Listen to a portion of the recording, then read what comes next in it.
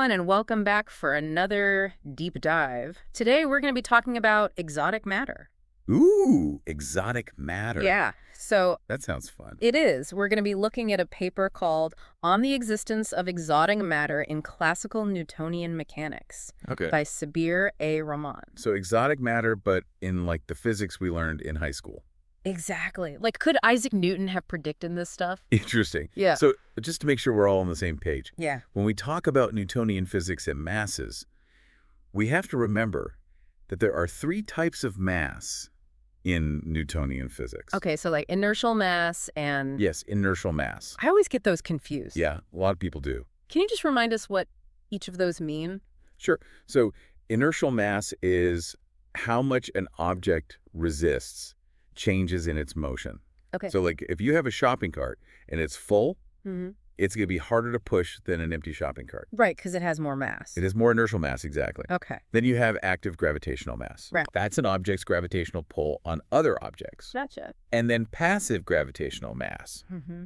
That's how strongly an object feels the pull from other objects. Okay. So like how strongly the Earth is pulling on you versus like the sun. Right, okay. So for ordinary matter, these three types of mass are all equal. Okay. They're all positive, Yeah. and they all sort of result in the attractive force of gravity we experience every day. Okay, makes sense. So this paper is looking at the possibility of particles where these three types of mass Okay. have different signs. So they could be negative. They could be negative, exactly, Oh. even though they have the same magnitude. That's weird. It is weird, right? Like we're so used to just thinking about positive mass. Yeah, like everything around us is positive mass. Exactly.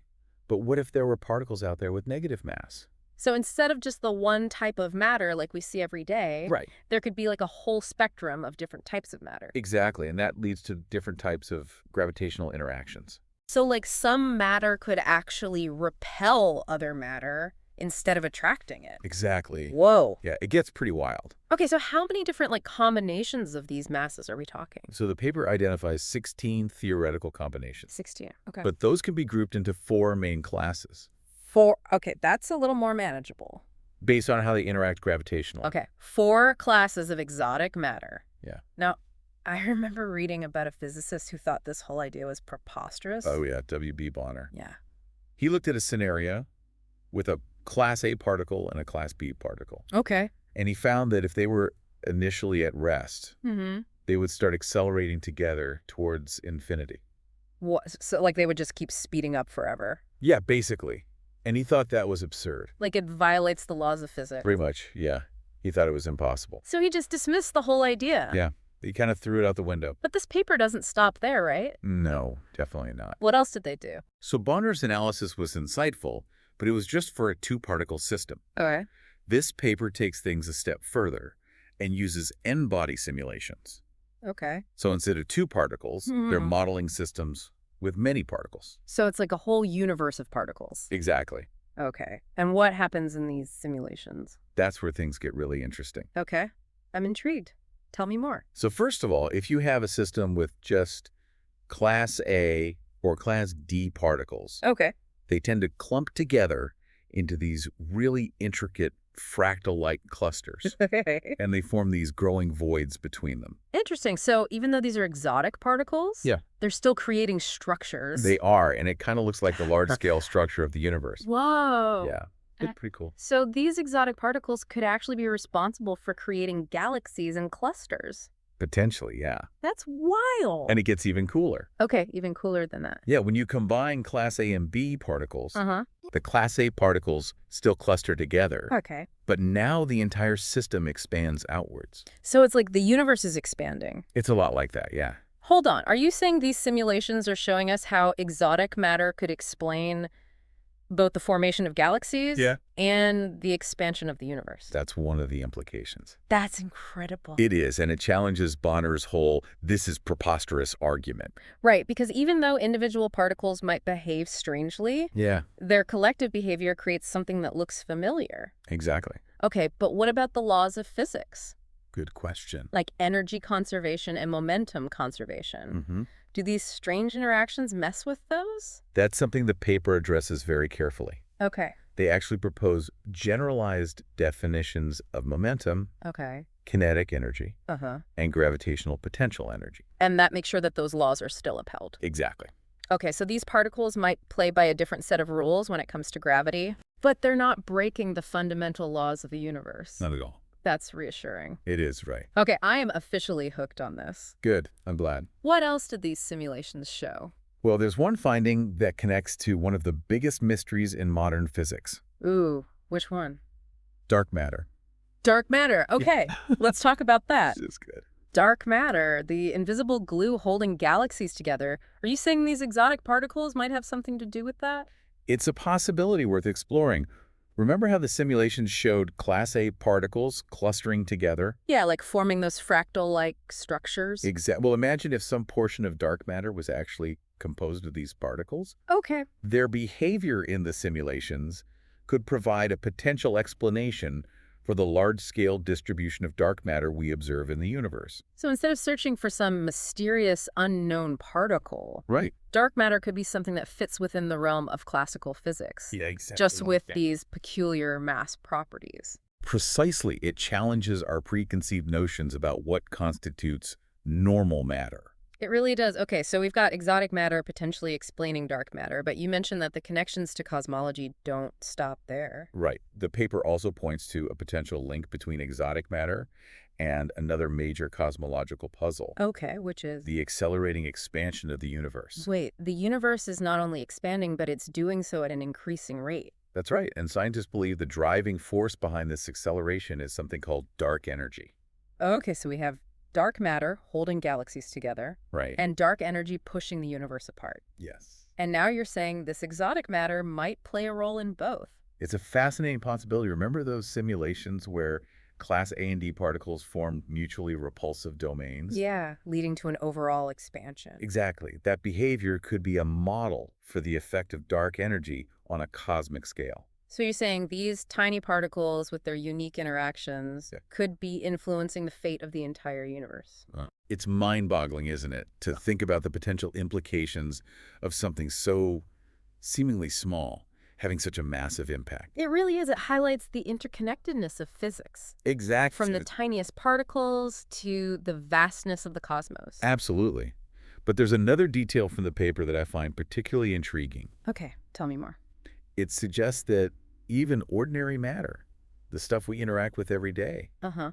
could theoretically have different sign combinations for its mass types. Hold on. Are you saying my coffee mug might have some hidden negative mass lurking within its positive mass? As long as the sign combinations result in an attractive interaction, it's theoretically possible. That's a wild thought. It is, right? It's a reminder that even the most familiar aspects of our world can hold hidden depths and complexities. So what you're saying is we shouldn't take anything for granted. Exactly. Not even the seemingly simple concept of mass. Right. It's far more intricate than we might initially think. This has been an incredible deep dive so far. I'm glad you're enjoying it. Before we move on, are there any key takeaways you think our listener should really hold on to? Absolutely. First and foremost, the concept of mass is far more complex than we might initially think. It's not just a single quantity, but rather a collection of properties that govern how an object interacts gravitationally.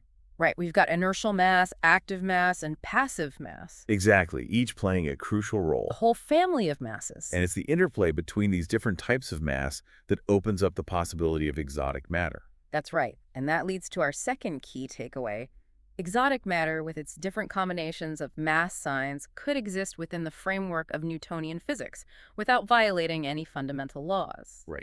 It may seem counterintuitive, but the mathematics and simulations support this possibility. I do. It's a reminder that we should always be willing to challenge our assumptions about what's possible. The universe is full of surprises, and our current understanding is constantly evolving. Absolutely. And finally, the most exciting takeaway is that the behavior of exotic matter, while seemingly strange at first glance, could actually be responsible for some of the most fundamental structures and phenomena in the universe. Right. The simulations show how these particles could clump together to form galaxies or even contribute to the accelerating expansion of the universe. Exactly. It's mind-blowing to think that something so seemingly strange and theoretical could be playing such a significant role in shaping the cosmos as we know it. This deep dive has been a real eye-opener. Yeah, it really has been pretty mind-blowing. And I feel like we've only just scratched the surface. We really have. This is just the tip of the iceberg. So where do we go from here? Like, what are the next steps in exploring this whole exotic matter idea? Well, one thing that's really important to remember is that this paper we've been talking about, it focuses on Newtonian mechanics. Right, like classical physics. Yeah, exactly. Yeah. But the implications of exotic matter, Okay. they go way beyond that. So, like, how does this all fit in with general relativity? Exactly. That's the big question, right? Yeah, because that's our current best understanding of gravity. It is. And if these particles truly exist, it would have huge implications for how we understand gravity at a fundamental level. Okay, so we might need to, like, completely rethink our understanding of gravity. It's possible, yeah. And what about things like black holes and wormholes?